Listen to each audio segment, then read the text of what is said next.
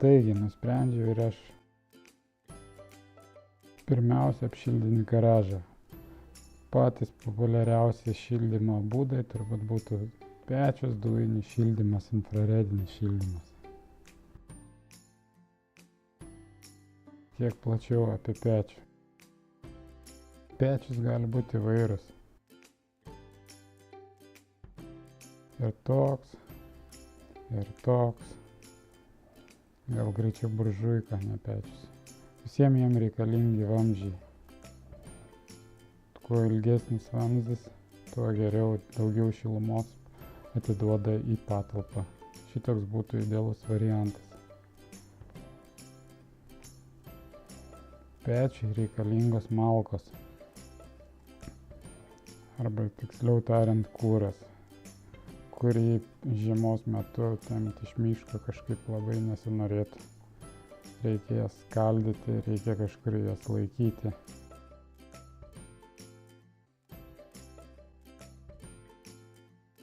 Mano atveju ne variantas. Labai daug vargo.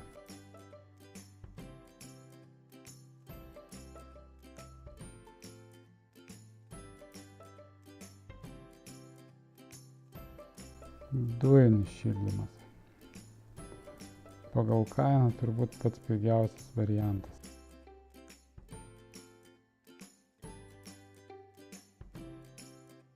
Pats aparatas kainuoja 90 eurų. Balionai dujiniai. Po 20 eurų galima pirkti iš Kelbio. Viso gaunasi 110 eurų.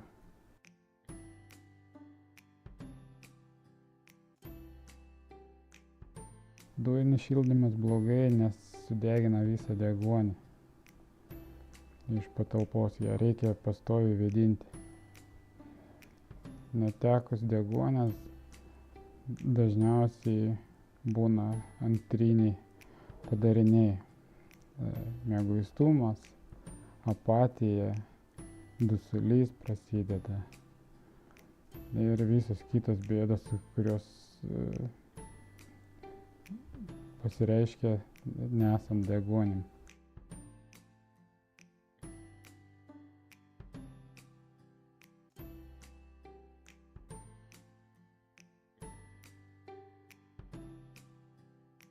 Infraredinis šildymas.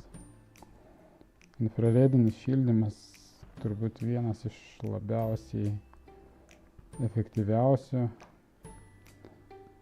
mažiausiai kenkiančių šildymo, nes galima sutaupyti iki 30%. Jisai naudojamas mažose patalpose, tokiuose kaip garažai, terasos, labai stipriai populiarėjantis šildymo būdas. Turi daug privalumų. Tai aš pasirinkau būtent šitą variantą.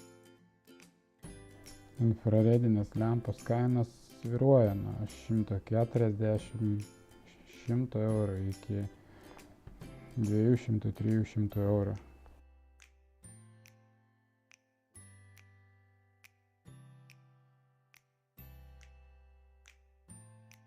Aš nusprendžiau įsigyti šią lempą. Iki